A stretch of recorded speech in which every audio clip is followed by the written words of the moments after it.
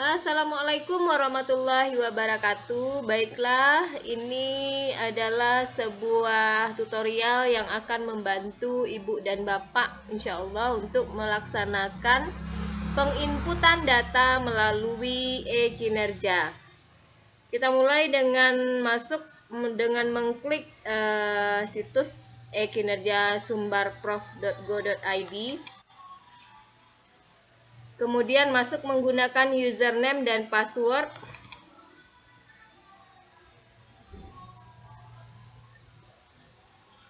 Kita masuk melalui DES, Daily Evaluation System, lalu masuk ke aplikasi DES. Setelah masuk ke aplikasi DES, kita klik SKP, lalu target realisasi tahunan. Pastikan target realisasi tahunan ibu dan bapak terinput sesuai dengan target SKP yang sudah diagendakan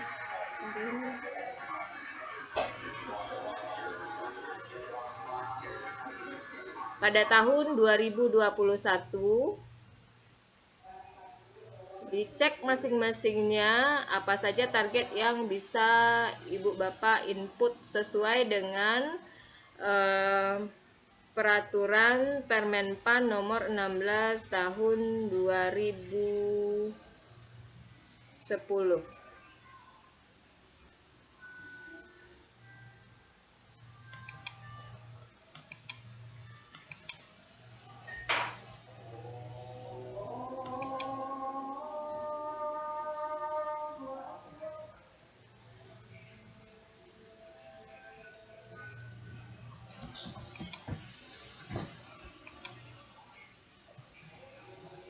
Lama loadingnya sepertinya.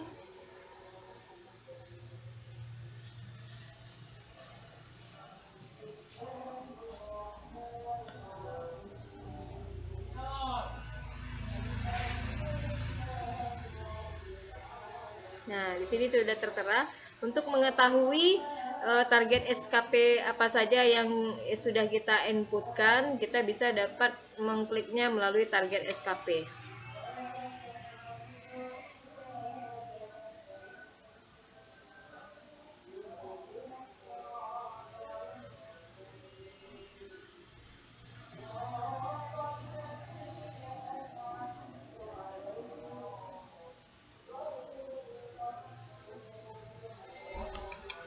Untuk lanjut ke tahap berikutnya, penginputan SKP bulanan, kita harus memastikan hasil verifikasi oleh kepala sekolah sudah disetujui seperti yang tertera ini. Barulah bisa kita lanjut kepada tahapan penginputan SKP bulanan. Kita kembali ke bagian SKP, klik SKP, kemudian target dan realisasi bulanan.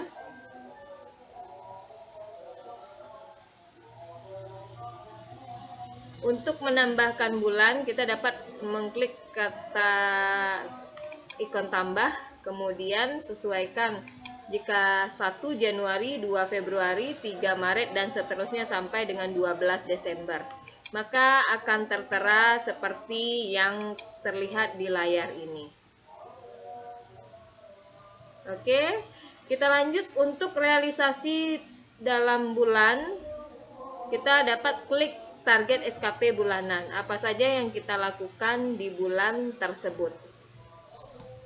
Sebagai kinerja yang kita lakukan pada bulan Januari misalnya, yang sudah saya inputkan. Nah, di sini kita lihat bagian penginputan dimulai dari merencanakan melaksanakan pembelajaran, kemudian menganalisis sampai dengan tahap tindak lanjut, apakah itu berbentuk remedial atau pengayaan. Bagian ini dibuat bertahap dengan mengklik tahap, kemudian inputkan atau ketikkan bagian tugas-tugas yang kita laksanakan seperti yang tertera di sini menjadi rincian. Dari membuat RPP, melaksanakan pembelajaran, mengevaluasi pembelajaran, menganalisis, dan melaksanakan tindak lanjut seperti remedial. Kemudian klik tambah yang ada di atas untuk menginputkan bagian kedua. Begitu juga klik tambah untuk menginputkan bagian ketiga. Seterusnya seperti itu. Nah, ini karena ada kesalahan kita hapus. Ada 2 kali seperti yang di atas dituliskan. Setelah terisi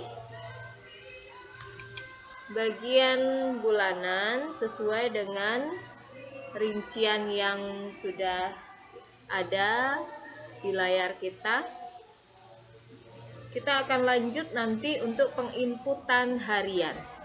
Di sini tertera target kuantitas harus sama nanti dengan target kuantitas yang ada di harian. Jika Ibu dan Bapak mengisi dokumen 2 dokumen, maka nanti di target harian juga diharapkan 2 dokumen. Berapa jam dalam sebulan itu Ibu dan Bapak mengajar, kita inputkan di sini. Berapa hari efektif dan berapa jumlah jam yang kita laksanakan selama bulan penginputan, misalnya Januari. Di bulan Januari berapa jam pembelajaran. Lanjut dengan berapa laporan evaluasi sesuai dengan jumlah kelas saya buatkan. Saya mengajar di 10 kelas, maka target kuantitas laporan penilaian saya adalah 10 laporan. Menganalisis 10 laporan, kemudian meremedial 10 kelas, jadinya 10 laporan. Seperti itu caranya.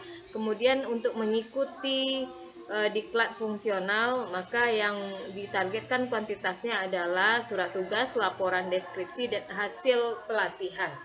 Jika membuat karya tulis, maka jumlah karya tulis yang Ibu dan Bapak tulis kita inputkan. Kita lanjut setelah selesai di SKP tahunan dan bulanan, maka lanjutannya adalah laporan harian kinerja. Klik laporan harian kinerja SKP.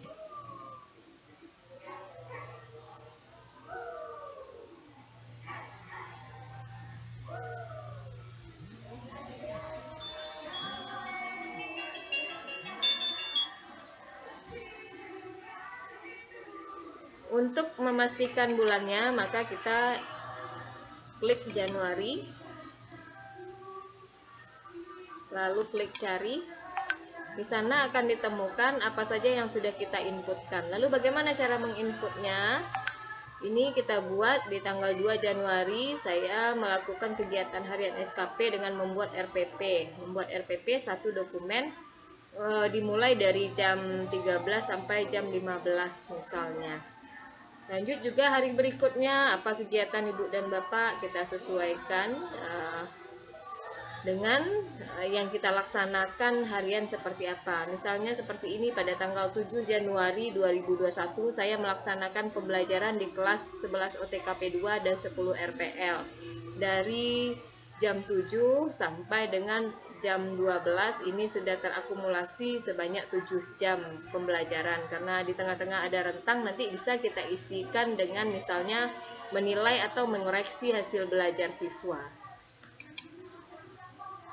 Seperti ini. Nah, dari kegiatan tersebut nanti kita bisa melihat realisasi bulanan pada bagian SKP, target SKP dan realisasi bulanan, di mana dilihat realisasi bulanannya di bagian realisasi SKP bulanan.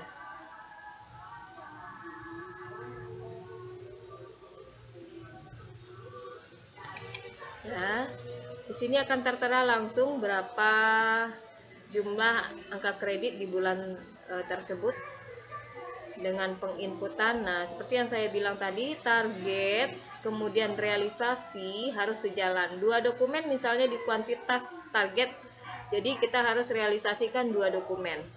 Kemudian melaksanakan jam pembelajaran sebanyak 104 jam pelajaran, berarti kuantitasnya juga 100 jam pelajaran. Selanjutnya juga seperti itu. Ini kebetulan belum saya entrykan, maka kosong di sini. Begitu juga seterusnya seperti langkah yang kita lakukan di atas. Baiklah Ibu dan Bapak, seperti itu cara penginputan dari SKP tahunan menjadi bulanan, kemudian dalam SKP harian kinerja. Semoga apa yang dibuat ini, video tutorial ini dapat bermanfaat